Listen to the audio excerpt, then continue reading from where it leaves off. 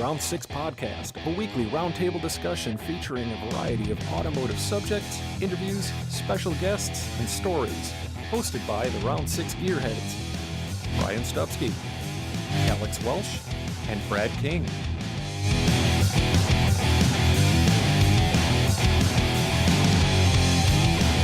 On episode 51, we are proud to welcome back Eric Tscherne and Carson Lev as we continue our discussion on creative and design management.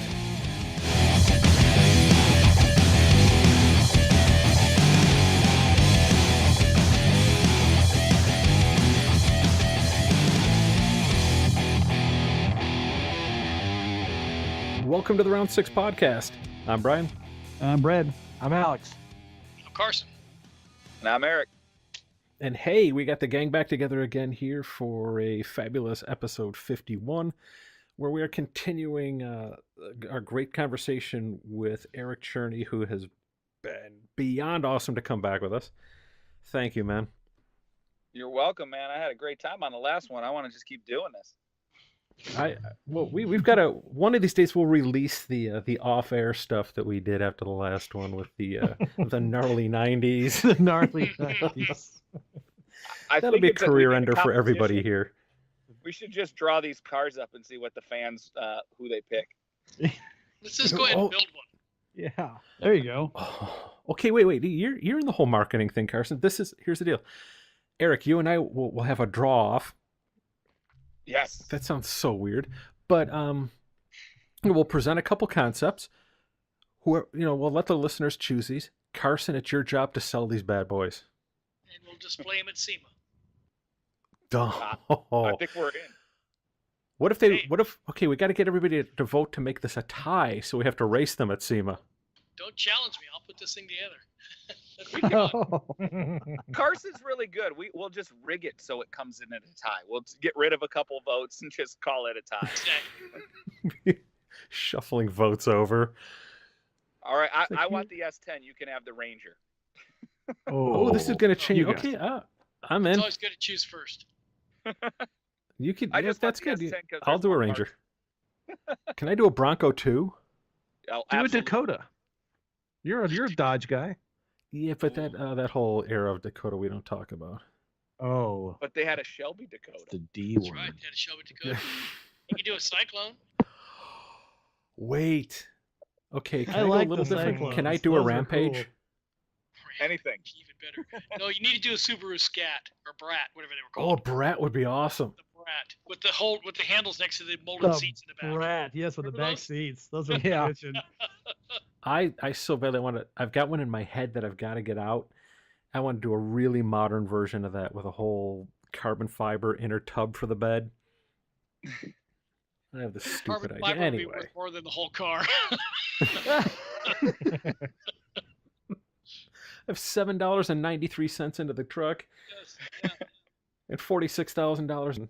Get one of those old Volkswagen unibody trucks. Remember those things? Yeah. Nice.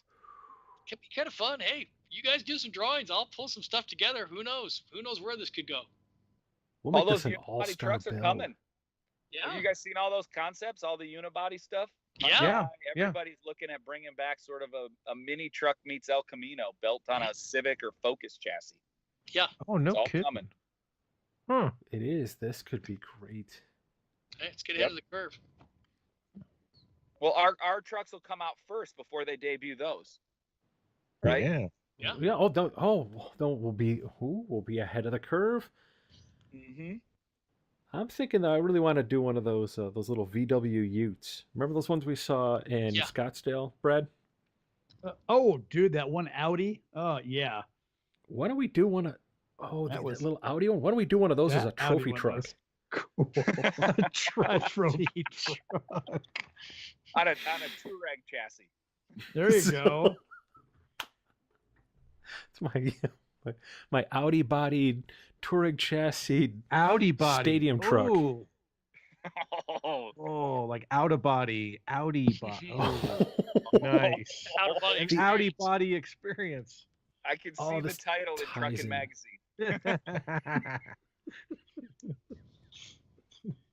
Oh, It just writes itself. And it went way off target again. This is We're well, definitely maybe back this to is that why you don't have creatives dealing with management too often. Look at how this is. But one of the things we're going to talk about in this episode what was definitely the interaction between the design studio, the designers, the creatives, and everything working with the management staff, and kind of how that all works out and how it can work when, especially when you have someone in management who is a designer by nature or trade. And you guys really had that. Yeah, I mean, Carson was talking a lot about that. I mean, in our early days, we worked with John Handy, and he was always advocating for design. I mean, he was a strong design management guy. He came from a background of design, but he understood the business, and that allowed us to do a lot more.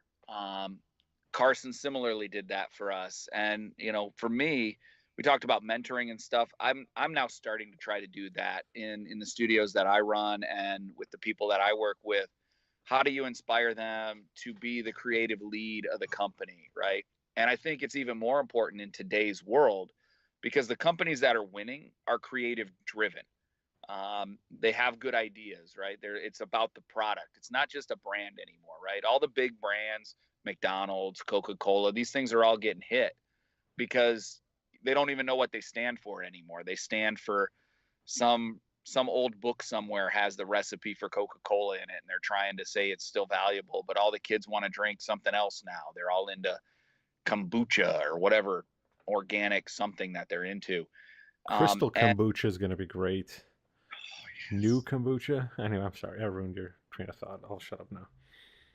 But you haven't, because I think what happens is these guys, it's about creating something, and the marketing people who are out there selling the same old thing or something that has no meaning to today's people, today's purchasers, no matter whether they're millennials or Gen Xers or Gen Y or whatnot, everybody now wants substance. And that comes from creativity, right? It's the companies that are winning are offering something unique and special, and it's a full-on experience. And that is all design. It isn't marketing. Marketing's bullshit in most cases. It's a tagline. It's a this, it's a that. But when it's all done well, it's tied together, and the product will stand for it. The product will market itself. The features will work. It will surprise people, delight people, solve whatever problem it was that they had, and they'll want to tell their friends about it, and it'll market itself. And that really comes from your product development team and their ability to create something unique and special.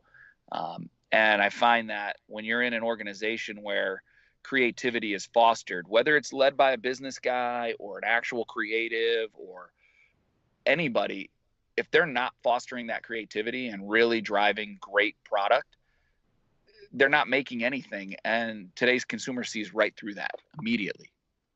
Yeah.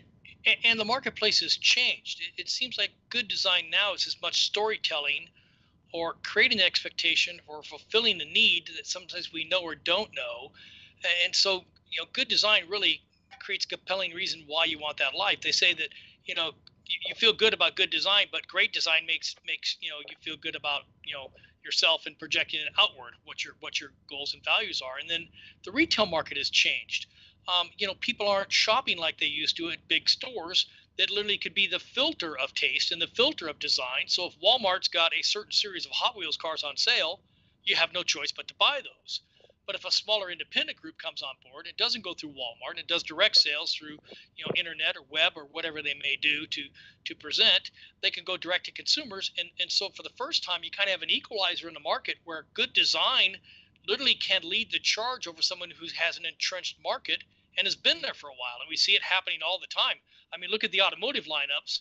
I always ask the question, how could Hyundai and Kia have such great cars in such a period of time that was such a short development schedule that many of those cars are frankly better than some of our U.S. cars? The design is good. The resolution is good. You could talk horsepower and features and all that stuff, and I'd give you that argument. But to the point of quality, the marketplace has changed. And so people are more cautious with their dollars. They're more discerning with what they buy. And then I think, too, more so than ever, purchases are more so an expression of the psychographic, meaning who you aspire to be or who reflects who you are, more so than ever before. And so this is why good management and good designers, need to be, even more closely linked in the process, because they all own a piece of it. Yeah, and I'm with you. To me, it's so much about what your everything you purchase today is being filtered through the image you want to project. Yes. It very much is. Your purchases define who you are, in so many different ways. You buy, especially big purchases, right? You buy a car today, and it's like, well, what image are you trying to project to others? My daughter just bought a car, and it's so weird being a car guy. The car she chose, everything about her car buying choices, I was like, this just flies in the face of everything I know about cars. It's so weird, but it's your money. You do it, right? Yep. I mean, she bought a C-Max, and for her, it was all about gas mileage and a flexible car and her phone linking to it, and being able to fit it in parking spots. She had driven a number of different vehicles before she had purchased this car, in terms of cars that she had in high school and college. And she knew very quickly all the things she wanted in a car. And I'm like, you don't want like a Mustang or something cool? I mean, you're 23 years old and you're fresh out of college. You don't want something awesome that all the guys are going to look at you in? She goes, nope. And somebody hit her on the freeway a couple of weeks back, and so the car was in getting fixed, and she had to drive a Ford Fusion, and she's like, I hate this thing. And I'm like, but it's got all these other things. She goes, I hate it. It's so big and it gets shitty gas mileage, and I don't want it. I want my car back. Yeah. Right? Wow. Okay. With like a pearl white silvery color. And I'm like, I go, well, what else? She goes, but I wanted that color, right? Like, I wanted all those features and that color, and she got what she wanted. And understanding those niches is really where design really has a more profound job and almost responsibility to respond to those. So they can't, in automotive, you can't look at the same thing as it needs to have 4 doors, a small V8, air conditioning, blah, blah, blah, leather seats, and floor mats. It's completely different. In fact, kids of this generation are no longer defining their major purchases by cars as an identifier. The car is secondary. The phone and the other accessories to their life are more the identifiers than cars are. In our day, that projected image was your car, and I always found it funny, even though I do it on all my cars, but the first thing I do is put a set of wheels on there. Well, most of the time, I'm not looking at the wheels. Everybody driving the car is looking at the wheels. So I'm guilty. I'm projecting an image. Yeah, and I think even with my daughter, the image she wanted to project in the car choice she made is somebody who cares about the world around her, right? Exactly. It's a hybrid, right? It's like, for her, like, she didn't want something that would offend her friend's sensibilities. She's like, this car will fit in, it's fine, yada, yada, yada. And, for her, it wasn't about an outward expression of who she is, but yet it was in a different way. And to that point, that's where design management has to be able to filter what the designers come up as, things that are counterintuitive to what the business segment is. So if you're General Motors and somebody comes with an electric car, you go, we don't do those here. Well, they were forced to do them. And so that's where, design management designers need to understand, what are the common goals between the two, and then what are the unique goals to each group, business unit. And you got to have somebody who really understands that, is willing to take some risk and foster it. And it's interesting, having been in design management for a number of years, I tell people the same thing. It's not my job to do your job. It's my job to remove all the obstacles that keep you from doing your job. And then we'll find out if you can do it. The other thing goes the same thing with titles. They say that if you can do the job without the title, you've earned it. If you need the title to do the job, you'll never have the title. Yep. And it's different. We have a sense of immediacy in the newer generation that kind of runs against that a bit.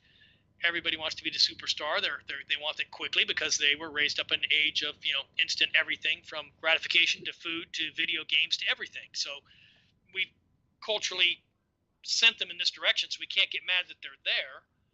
But to the point, it puts a greater stress on that design management relationship to understand, how do you meet the goals of the company and yet exceed them in areas that create value and differentiation? So there's value in the purchase. They can see there's money there, and differentiation in the market where you're not like everybody else. And that's really the goal of design.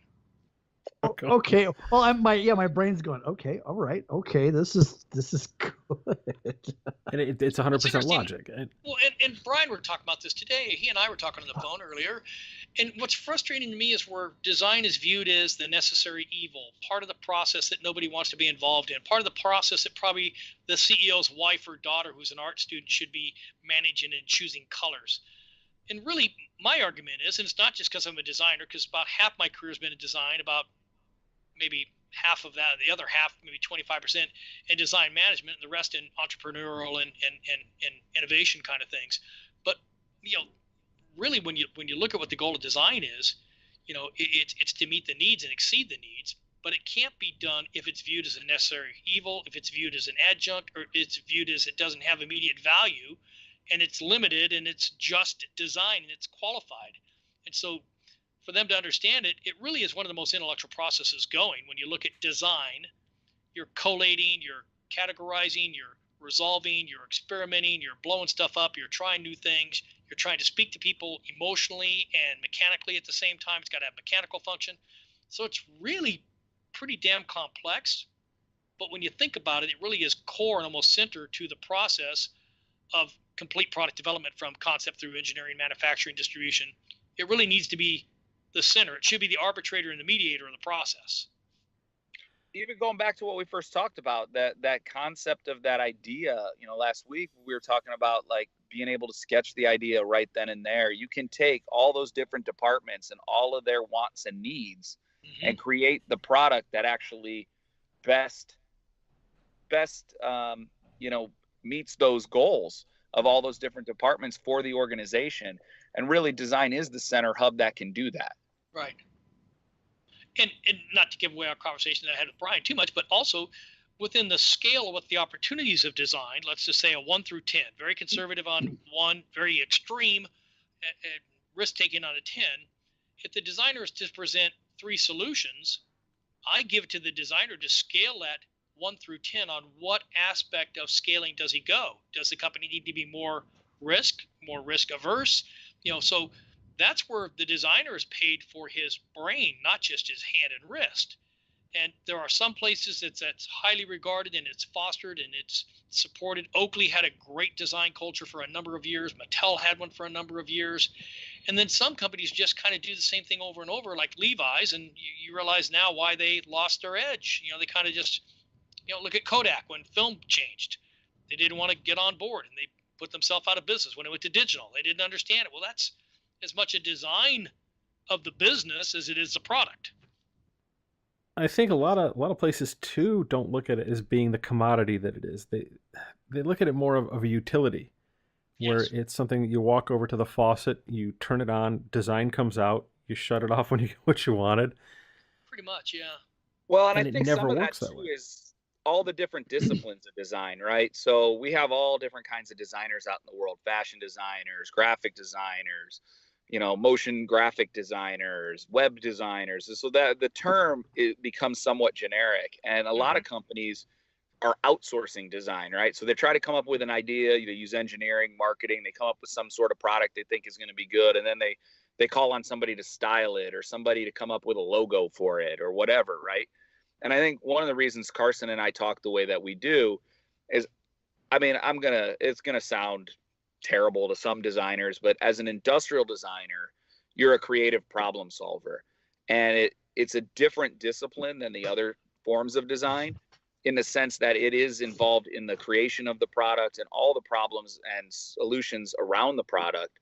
And if you're involved in the initial inception of the product, like an industrial designer will be, a lot of times you'll create a logo to present that idea. You'll create a lot of different pieces around the idea, and those things can all be linked together. When you're brought in late, as any kind of designer can be brought in late, you're putting gingerbread on something. You're just trying to make it look cool here or there. And even Brian, when you start on a project as a custom car designer, and it's like, well, we want to win a Riddler Award, and we want to do it with a 58 whatever. And then it's like, okay, well, give me some time to come up with a bunch of ideas, and you come up with a theme and everything from the beginning. If they try to bring you in at the end of like, well, we got this thing and it's already in bare metal. It's pretty much done. We just want you to kind of come in and do your thing. Well, you can't save it. You can't make it great if it's not already great.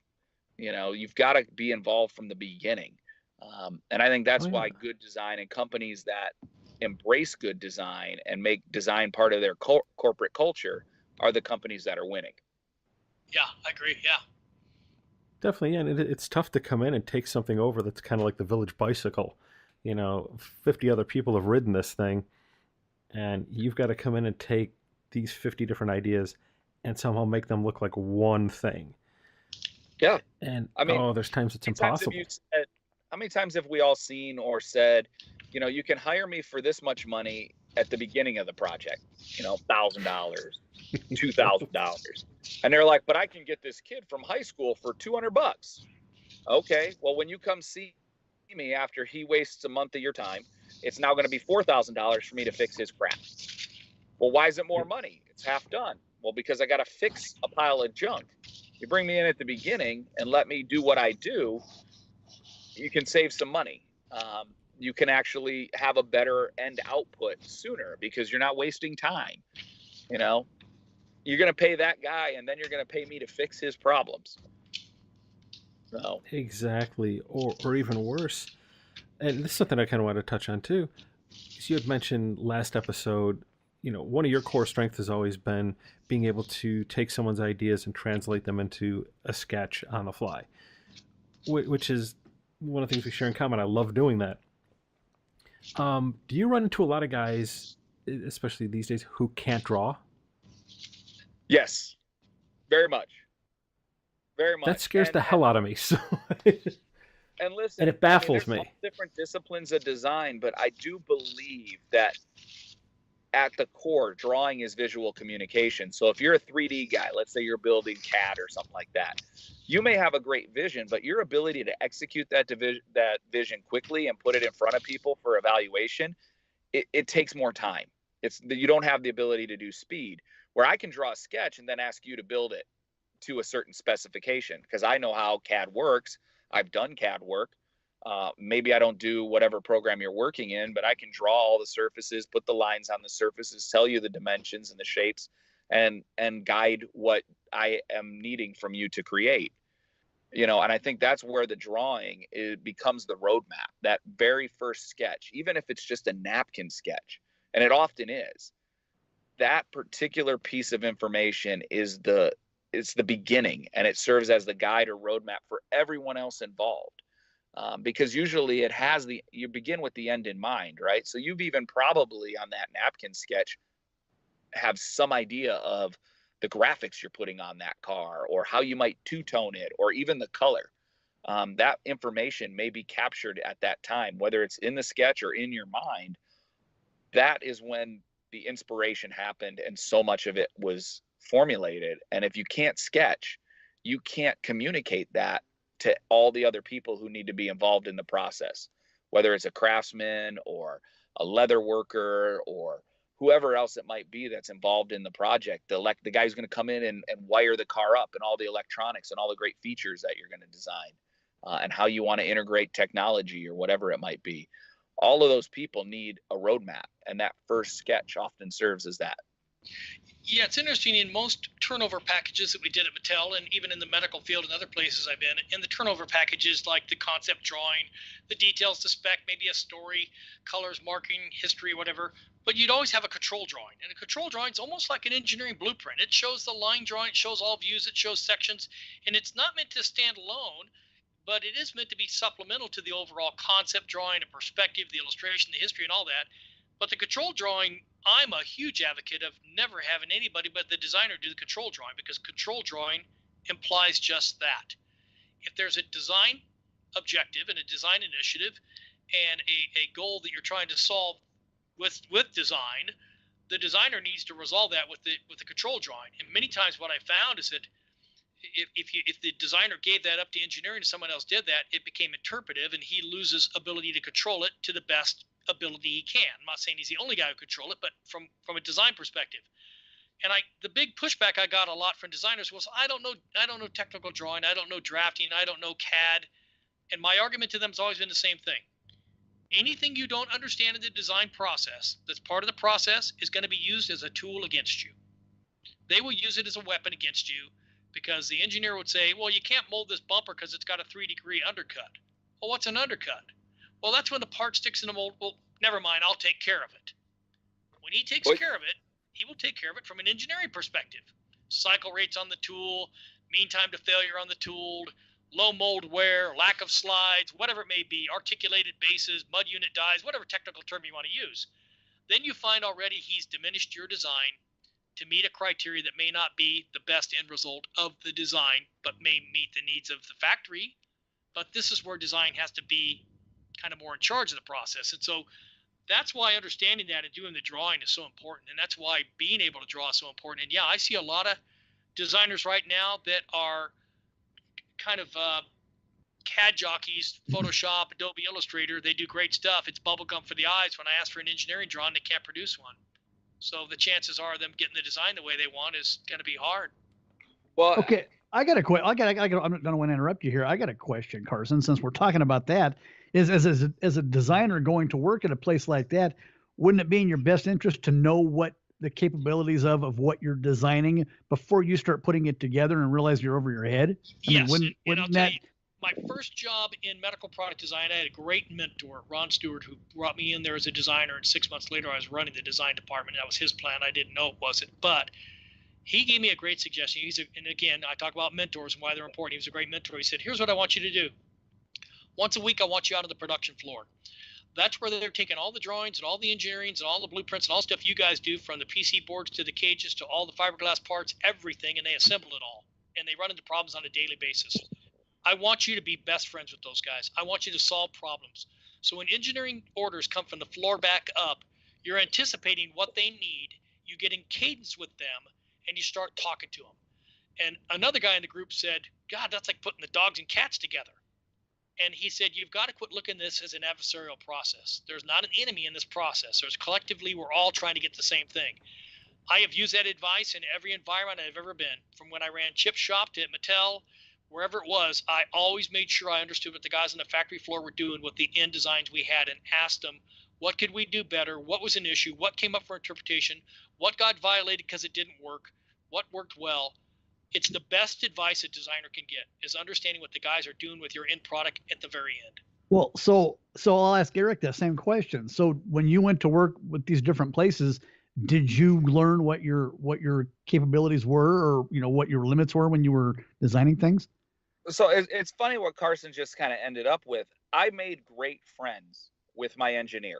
I made great friends with my marketing person.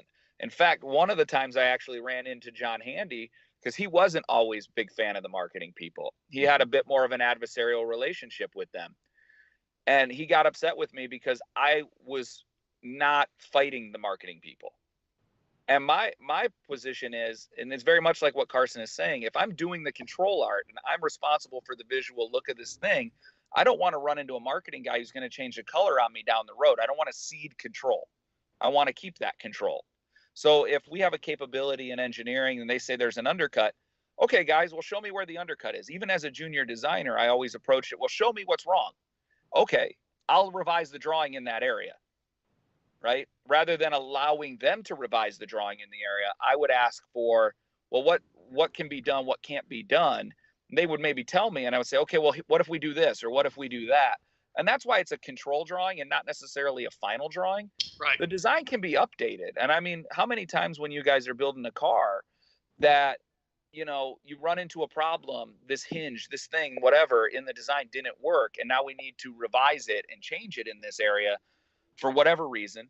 And you do. And that's design on the fly. That's problem solving. Again, that's, as an industrial designer, you're like, how do I do that and keep it within the theme? So it's like, if everything's got a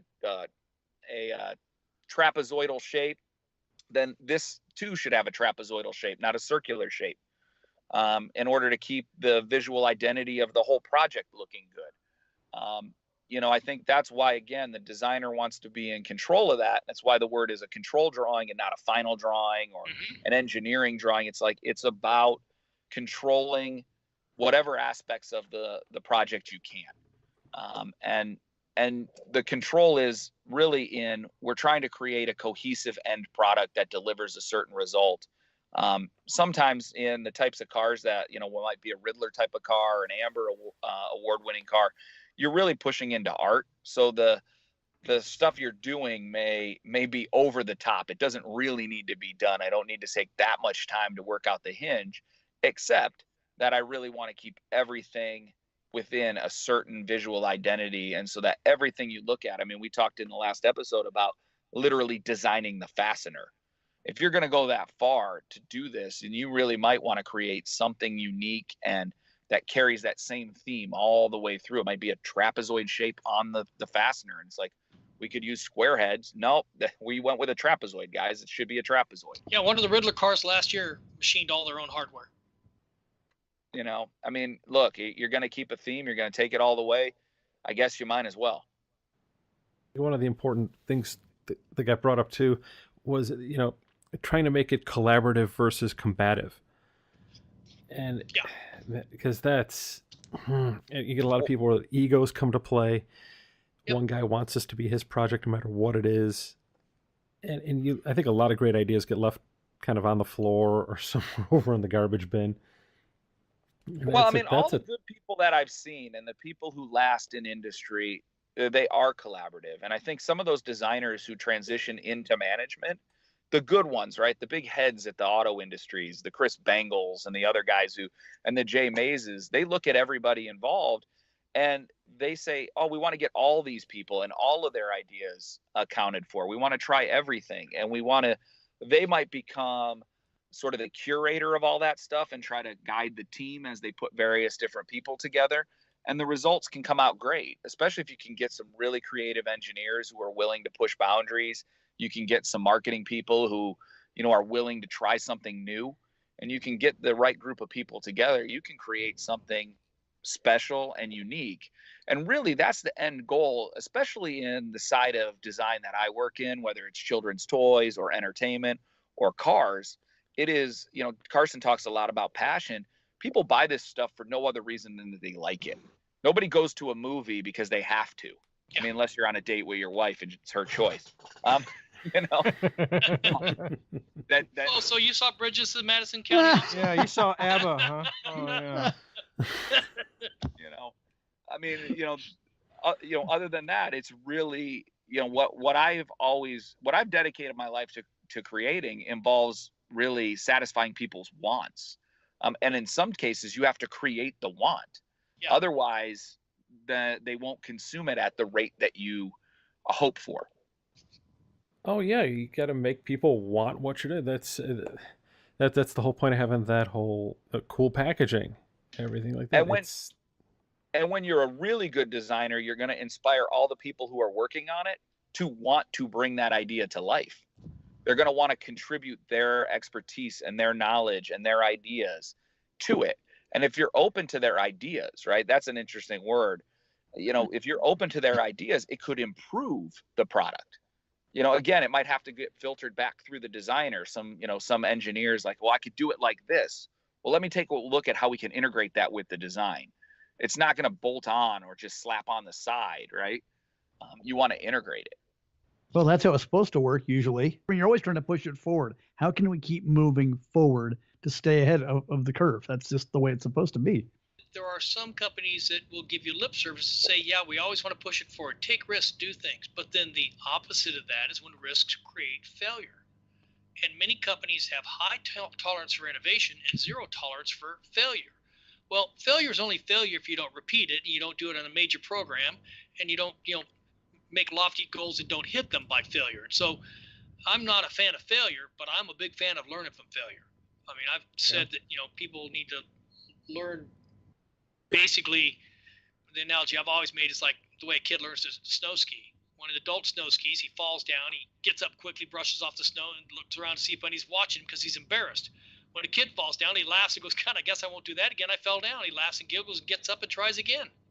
And so that whole accepting failure, you just got to learn from it. You got to embrace the fact that you are going to fail, and you got to embrace the fact that if you're not pushing the limits, you're not going to crash. It's like Mario Andretti said when they asked him how he was such a good driver and how he drove. Did he drive on the edge? And he said, "Oh, I drive beyond the edge." But here's the deal: if you're not driving where you're scaring yourself, you're not a driver.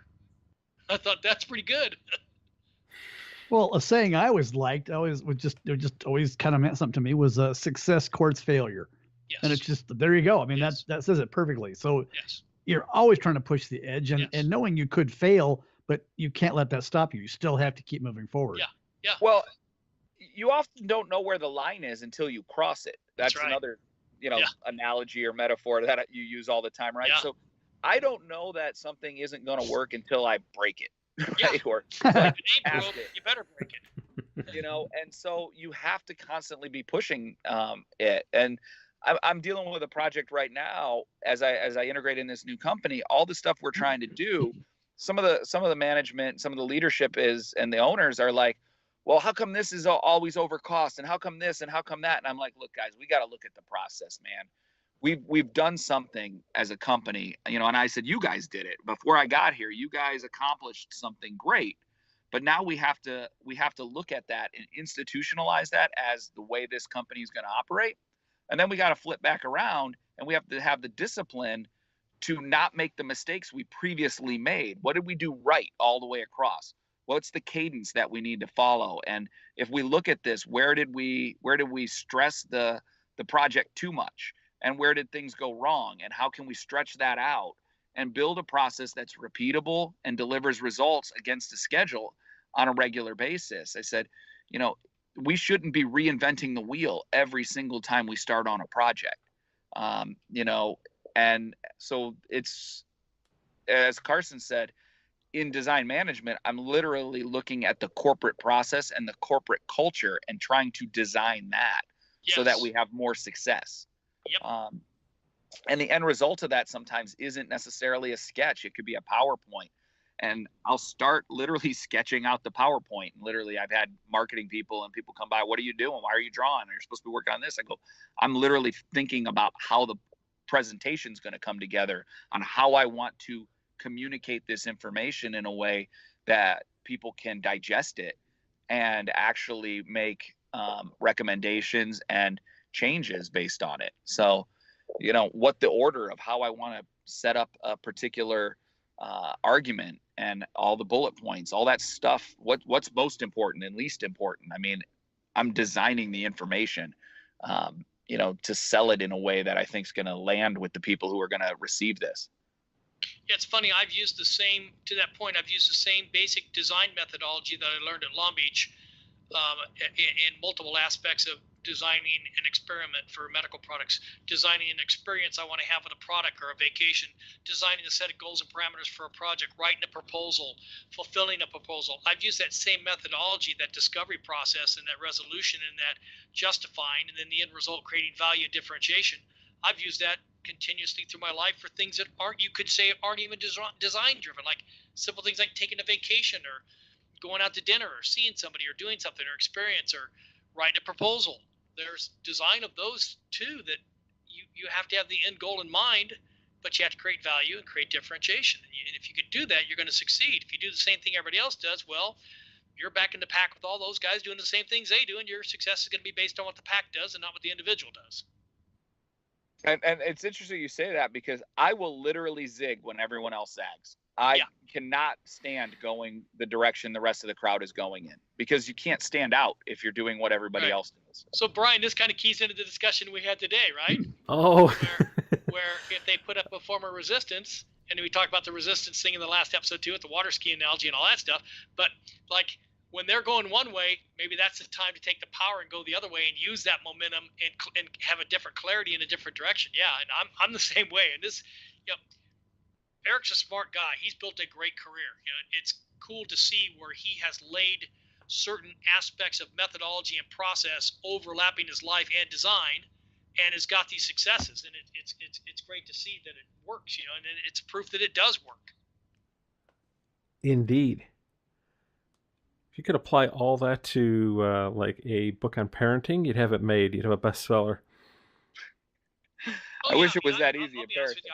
I've used some methodologies in parenting, and much as I told my employees, hey, it's not my job, it's my job to remove all the things that keep you from doing your job. I've said the same thing to my kids in a different format by saying, it's my first time being a dad, it's your first time being a kid. You didn't come with instructions. We can sit down and collaboratively figure this out and work together, or you can argue with me and I'll tell you to shut up and you're going to do what I tell you. So take a pick. It's like, well, and the only reason I kind of mentioned that weird kind of metaphor was it sometimes feels that way when you're trying to push in one direction and you're being pushed against. And it's almost like arguing with a child. It's so weird. And it's hard sometimes not to be the child in that argument. Because that's an easy line to trip over. Yes. Well, and I think designers fall in that hole oftentimes, right? They're passionate and they don't know why they like stuff. I know I've had several conversations with Carson, and he talks about his method. It's not unlike the scientific method. And I think the difference between, again, we talk about an industrial designer and other kinds of designers, and I know Carson and I both come from that side of things, but I have a bachelor's in science of design. And a lot of the science side of design is the process by which you go. Yes. So Exactly. you're doing a science fair project like 7th grade, there's a scientific method to proving out the results. And you start with the end in mind. You have a hypothesis. Right. I believe this will happen. And it's no wrong answer. You may go down and spend months of research to find out your hypothesis isn't true. But you go in and you look at the results about why your hypothesis wasn't true, or there's some surprise result you didn't expect. And then now you have some other thing that you can do with it, right? That's how we got the blue pill. Like, it was literally a different kind of drug. Yep. They didn't realize it was doing this to dudes. They had a whole $1 billion project. That's the scientific method. And it's funny, and it's true because we have my degree's Bachelor of Science also, but what's funny for me is because my early education was biochem, I was going to be a doctor in biomed. I learned all that linearity of science and math, and those are absolutes, but then within creating hypothesis, you get to use the absolutes to try to prove the unprovable. And so it created this great challenge. So I'm kind of like that right brain, left brain, but it allowed me to kind of work in a fashion that I could take certain aspects as discovery and opportunity, and certain aspects as given, and kind of balance the two.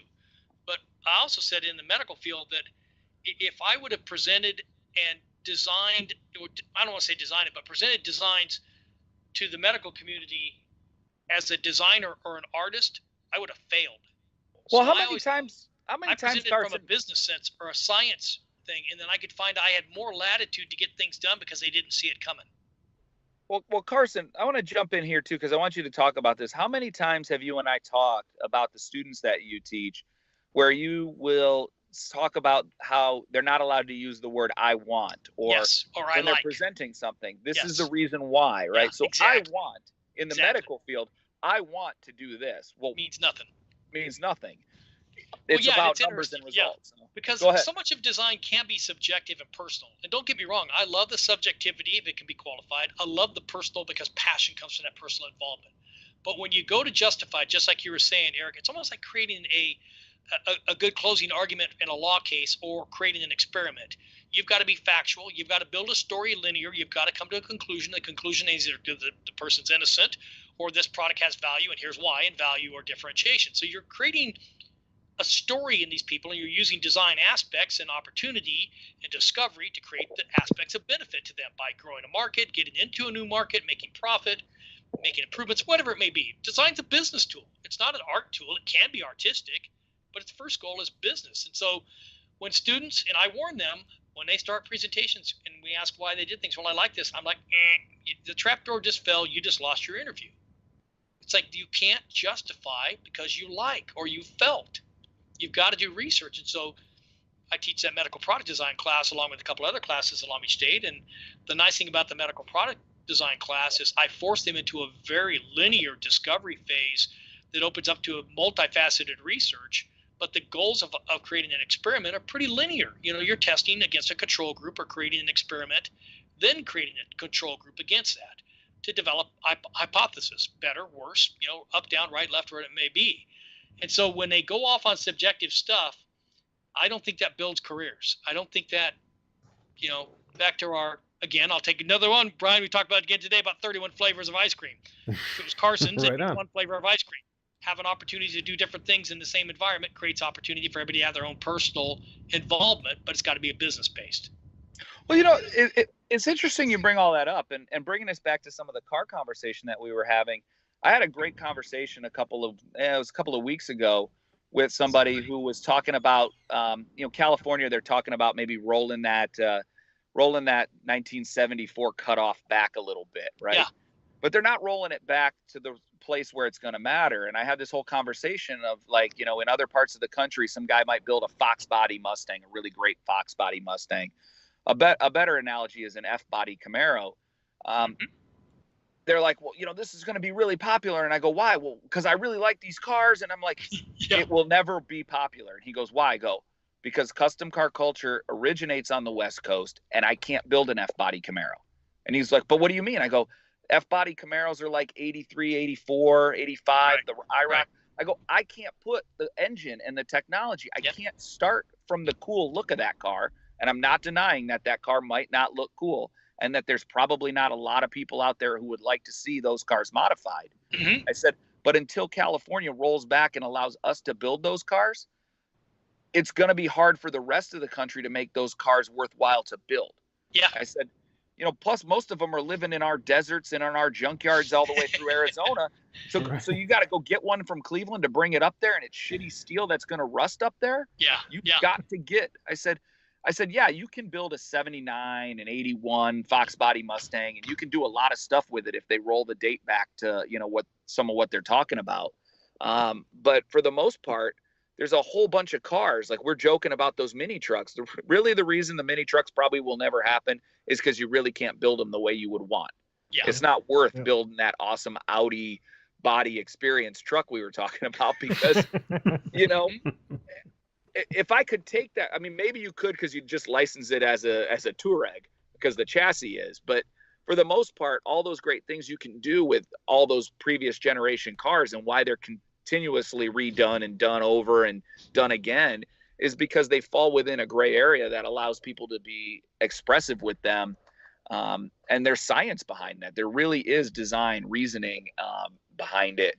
As Carson said, maybe it's just like a legal argument in this case, but there's so much about when you're trying to predict a trend or build a business that design can relate to and help with. And it's just about literally looking at stuff with clear eyes and using maybe the scientific process or a design methodology to kind of get to that, rather than I just want to build it because I liked it because I used to drive it. Yeah. That's art, and it's cool. And you can do that. And I know dudes here in SoCal, like our friend Tony Maciel, he's building all kinds of cool mini truck stuff. Mm-hmm. But every one of his trucks, you can't drive because he can't get them licensed. He's just building cool stuff because he likes it, and it's all trailer queens. Right. And that meets his needs, but it doesn't turn it into a business. Yeah. So, there's some interesting stuff that's happening out there, but I think that's part of one of the reasons why I honestly feel like we're kind of stuck in a certain era when it comes to automotive, sort of aftermarket design, because you can only get away with doing so much to new cars. And as they age, the stuff that you really want to do in terms of adding performance or changing out the motor and all those different kinds of things, you really can't get away with under a lot of state regulations anymore.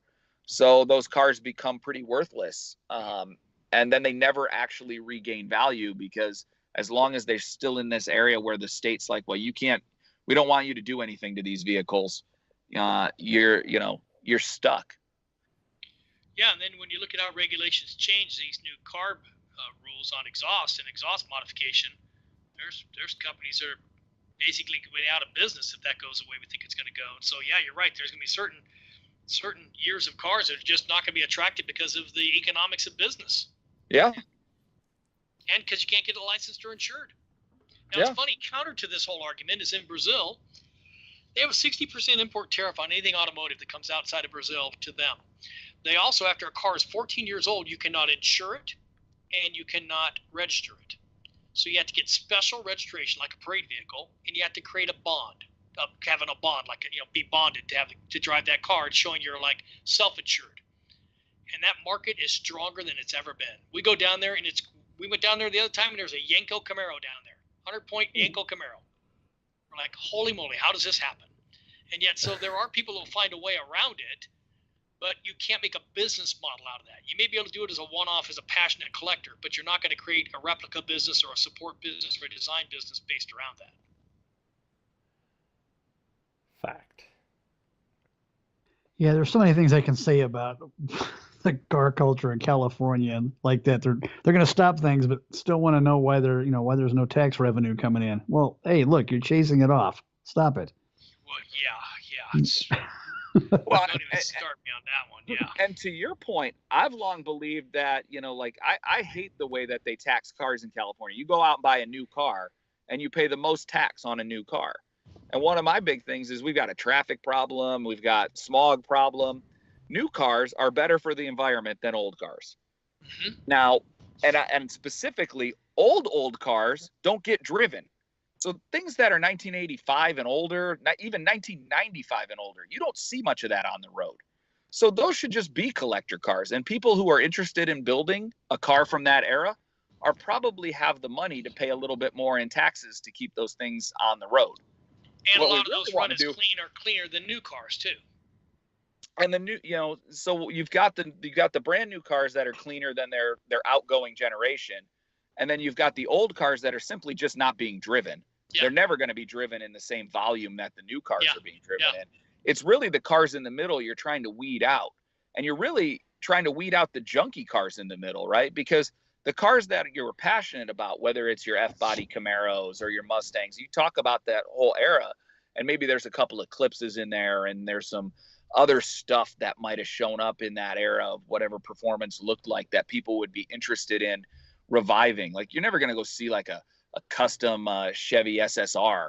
Like, nobody's going to revive that thing and do anything with it. Or, maybe somebody will try to restore a Cyclone because it's cool, but nobody's ever going to take a Cyclone and like shoehorn a brand new LS into it and do something amazing with it, all-wheel drive, whatever, just insanity, because there's no reason they're never going to be able to get it licensed to drive. And I'd almost rather see California focus on getting people into newer vehicles that are safer and drive better and are better for the environment, and get people out of these, weird boxes that are just decaying, and then get that. And then the cars that survive, the ones that people are passionate about, they're surviving because people are passionate about them. They'll get parted out and turned into the last remaining, sort of good looking models of those cars.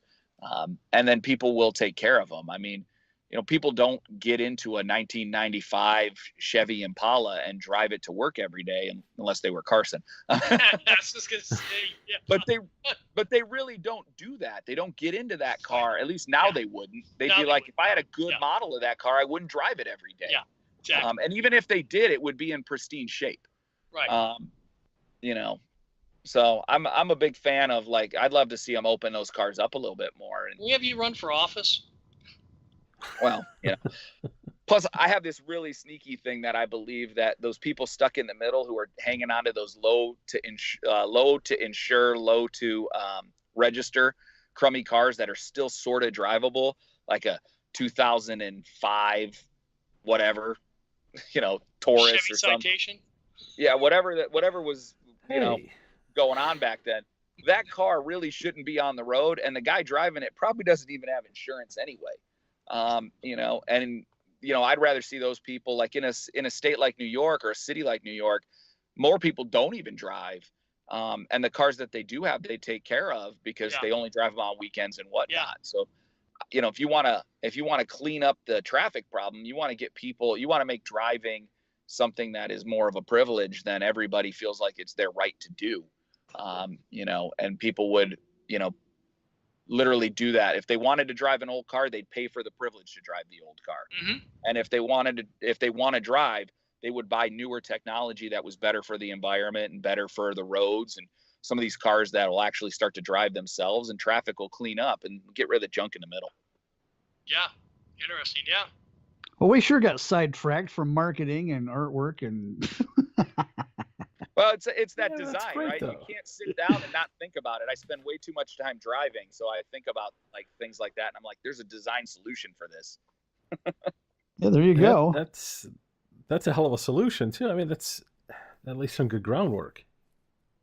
Yeah, Yeah, no one would ever pass it because the people who in the middle who like those, who are buying those cars would never vote for it, right? right. So they won't vote for it. So the people who represent them, it's got its flaws. Even if it's a good idea, it probably would never happen in this state. That's the problem. One of them. Well, yeah, one of many. I mean, I'm really oversimplifying that. But well, this is kind of a cool thing, though. Yeah, we got sidetracked, but again, it shows kind of the fluidity of design.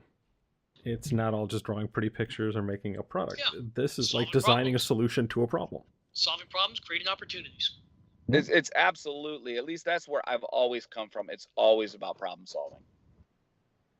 Definitely. That's where my brain lives. Like, as a kid, I could never just look at something and go, oh, I just got to leave that alone. Yeah, I was one of those tinkering kids who broke way more stuff in my parents' house than I ever should have. But Well, for me, I end up, as you said, you can't leave well enough alone, and well enough isn't perfect, so you're constantly trying to improve it, and then you end up, one of the things I've learned later in life is not to interject myself into things that I don't want to be involved in, because I'm going to have passion and I'm going to get involved in it, and that means somebody's going to be like, it's your project now. Yeah. either that or you're going to walk away and no matter what your intentions are, you're the a-hole. Yeah. Yep. Yeah, it's our blessing and our curse. Sometimes it's the blessing to be the a-hole. Some of us wear it well. I tend to relish it. I quit fighting it. Try to perfect it. Yeah, of course. Yeah, I'm to be the best at it. I'm going to extend this. What the hell? I'm going to say this right now, man. Kind of like we do with Carson.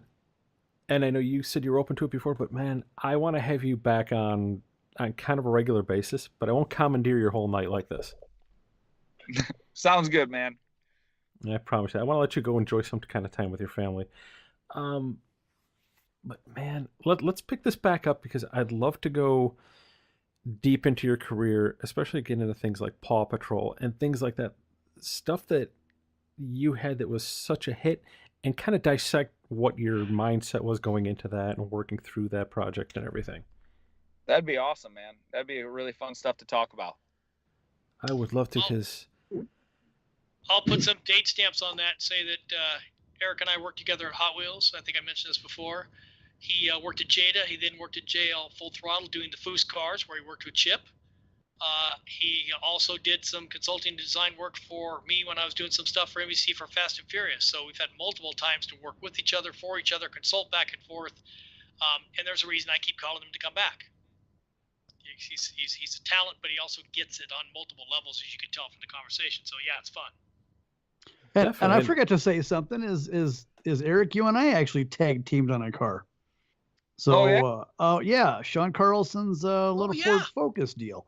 I did some of the lettering on it, and then I airbrushed the front end on it. I did the grill and the headlights and all that. That thing was McGuire awesome, sponsored Focus, which became a Hot Wheels car. Yeah.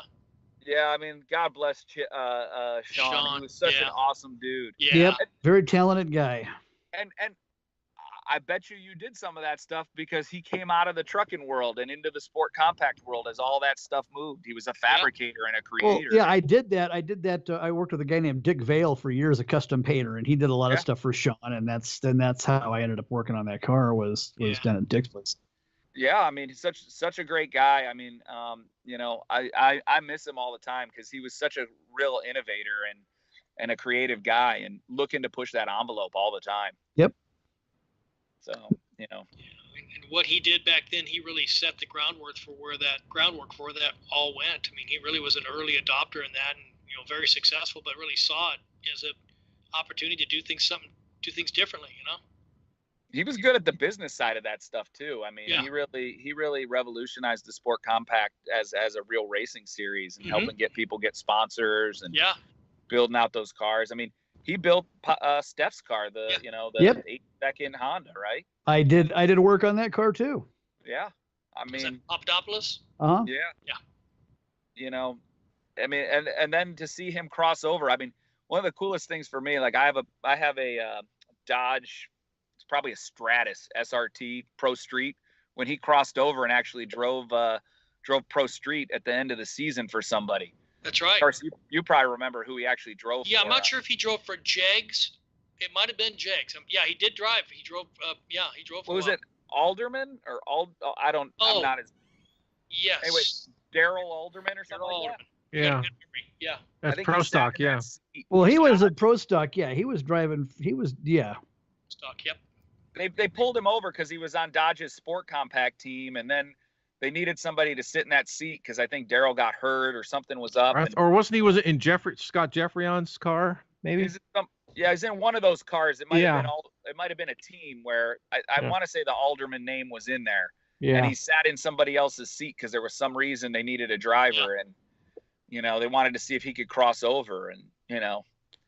I'm thinking it was after the Alderman deal. It was right. He was driving for a Schumacher. Schumacher had a couple of pro stockers out there, and they put him in there to try it out, and he really couldn't ever get. I knew some of the pro stock guys out there, and he struggled. He was really good at the front wheel drive stuff, and the rear wheel drive thing, he really could never get a handle on it. Well, the truth was he was probably, as an innovator and the kind of guy he was probably better at building the team and building the cars and the marketing and all of the other stuff. Right. And when he got into Sport Compact, I think he was a face of Sport Compact, right? He was a face. Oh, yes. And I think they wanted him to drive, but he was better at building cars for Steph to drive, right? We talk about a driver who's willing to push a car to the edge. While Sean could push a car to the edge, he also had to go fix his own car. So I think, that sometimes stops you from pushing your car as far as you could go because you're like, shit, I got to fix that if I break it. You know what I mean? Well, and he knew how to surround himself with very talented guys. He had a pretty talented couple of guys down there working for him. And I just looked it up real quick. He did drive for Don Schumacher back in 2006. He drove their Team Mopar SRT Dodge in the Pro Stock series, and that was for Don Schumacher. And he had just come out of the front-wheel drive series after that, and with this Pro Stock debate in 2004. Yep. Yeah. I mean, he and Steph are some of the prototypes used for Fast and Furious. There's articles about those two dudes who used to actually do a lot of street racing out in Ontario. Yep. Right. Yep. Yeah, he was an Alta Loma kid. My cousins all live in Alta Loma and went to Alta Loma High School, and they knew him from high school. Yep. I mean, those were the guys that were doing that kind of stuff and lived that hot import nights world that they turned into a crazy movie. Yeah. Yep. Yeah, he was a good guy, really good guy. Wow. Well, I'd say this could keep going. This has been some amazing conversations here. It's like, holy crap! Wow. Doing this again, if you guys want to, we can hit some different topics and throw some stuff back and forth and figure out how to keep these things a little bit more focused and. I'm game. I'm absolutely game. This was great. Yeah, and I apologize for that. I really wanted to take your episode and I wanted to touch on the key points, but I wanted to leave it as organic as possible. And we kind of, this is the problem when you put a couple designers in the same room. And well, Carson, who would have seen this coming? Nancy and Jerry, our wives, they just experienced this because Carson and I hadn't seen each other in person for probably a couple years, and then we went to Vegas for that show, and we could sit there at that table and pretty much talk for forever. We'd probably just die talking.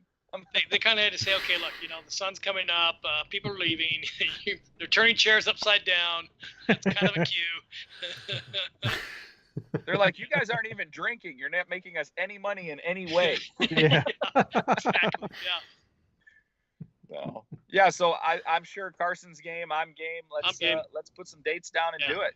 Yeah, awesome. Thank you. And thank you very much, Eric and Carson. Thank you very much for coming on. Great. Thanks, Eric. This was fun.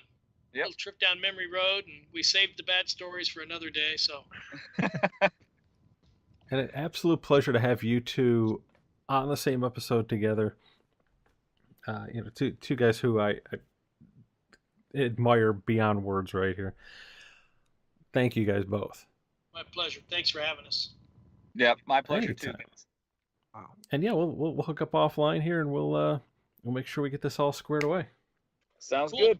Sounds good. You guys are awesome. Thanks, guys. Thank you Again. guys. Okay, go. You got a twofer. It's nuts, man. The whole time I was sitting here just thinking how jealous I was of these guys who got to work together at a place like that. Yeah, And me in too. that me environment. too. God, how much fun it would have been. Because you know. couldn't help but bring your A game. I mean, you'd That's be right. looking forward. It's like, shit, I need to Yeah. do better. Yeah, You'd have some serious talent coming out of that place. right. You couldn't lose. Everybody's motivating each other. You know, nobody wants to be the weak link. That's the environment you want to be in. Yeah, that's crazy. That's just it. It's nonstop, like creativity, pushing each other. You're inspiring someone. I don't have that at all. So, No. well, holy crap. Okay, we're 2 episodes with Eric in. we could probably do 5 more. Oh, yeah. Yeah, easy. And man, I'm having such a good time because Brad, great idea to bring in, the 2 of the guys, having them been friends for years and have worked together and had the mentor relationship too. Yeah, that was pretty Yeah. cool. It's a huge dynamic. For everything that he went over, as full as my brain is, the thing I can't get over was when they were describing working at Mattel, especially Hot Wheels in the design side. In my head, I'm picturing just being there. And all of a sudden, Yeah. I was overcome with the sadness of what a waste my career has been.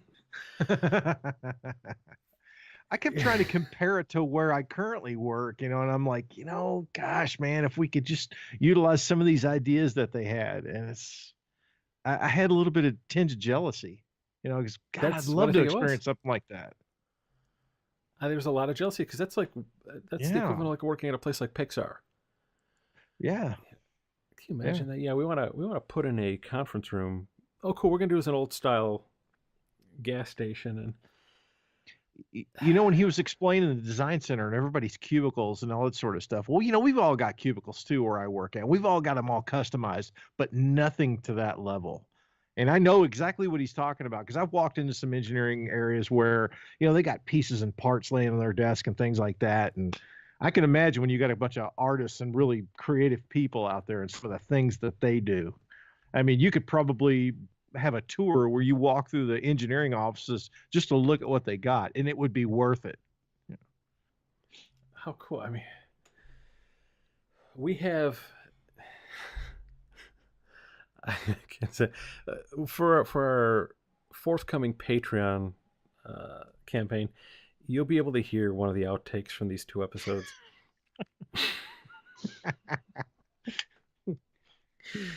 If you were a child, a hot rodder in the 90s, oh, it is right up your wheelhouse. It's gold.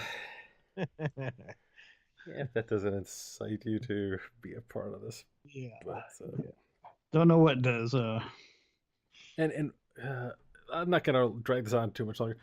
Let's just say we'll have Eric back. We know that from your emails, comments, and things like that, that Carson is definitely a fan favorite. So look for having him on, a whole lot more. We're going to work on getting him a little bit better of a microphone too. So. Yeah. Yeah. Happy birthday, Carson. You know what you're already going to get. Happy birthday. Do some work. Yeah. Yeah. He needs a free time. microphone. Yeah. Yeah, we'll get that all covered. And that would help too if you become a patron of ours over on our Patreon account that we'll be announcing very soon. Anyway, huge thanks though to Eric Tscherne for joining us. And like I said, we'll have him back on because there's so much we haven't explored quite yet in his career. Let's just say it's a lot. The little timeline that Carson gave here kind of scratches at the surface of what that guy has accomplished and done. Yeah, he even made a comment. He goes, we haven't really talked about much of what I've done outside of Hot Wheels. And then Carson laid it all out. We could have Eric on for many more episodes. That's, And I think it'd be great when we won't stop learning. And I mean, really think about it. We stopped at his career at like 2005. Yeah. We literally went from 96 to 05. Mm-hmm. We have 05 through present day to go. That's the part that I think if your socks aren't completely blown off, these are going to knock them into the neighbor's house. Yeah.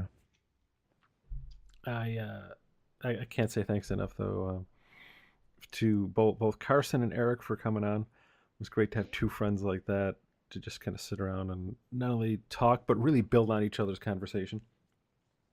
And as always, to you guys for being a part of this thing. Thanks, Alex and Brad. Oh, wow. Yeah, this particular episode, I found myself just absorbing it all, and I'm thinking to myself, we're the guys that have to ask the questions. We're the guys that are supposed to keep this thing moving, and it's just like I don't want it to stop. It's just listening in on these guys, I felt like we should all got college credit for what we just listened to. We should. You can't walk out of a conversation with Carson without feeling smarter. That's right. Oh yeah, absolutely. That is indeed true. Anytime I talk to that man. And now having Eric on here, it was like I feel twice as smart. Yeah. Oh yeah. Let's be honest with you. This will probably be cubed somewhere. Okay, so like probably who knows, 24 times smarter. Wow. And you guys know me outside of this show, so that's wow. It's a hell of a jump. Yeah. Pretty soon I'll be ordering off the big people menu. Yeah. All right, though. But thank you, our valued listeners, for tuning again, and for tuning in again. How about that? We'll be having these guys back on, and we have a whole lot more coming. But once again, man, hey, 51 episodes in the pile. Doesn't feel like 1 over 290. All right. Well, here's to the next 51 or so. And thank you guys for listening, as always. Indeed. Yep. And look for more good stuff over on round6pod.com. And hey, at the end of this one, I am a tremendously well-designed Brian. Oh, I'm I got a 4-piece mold. I'm 4-piece Brad. Wow. And we'll go with that. And I'm still Alex. I can't top those. Undercut Alex. Ah, yes. I like that. That'd have been great. Alex with his undercut to balance out the overbite.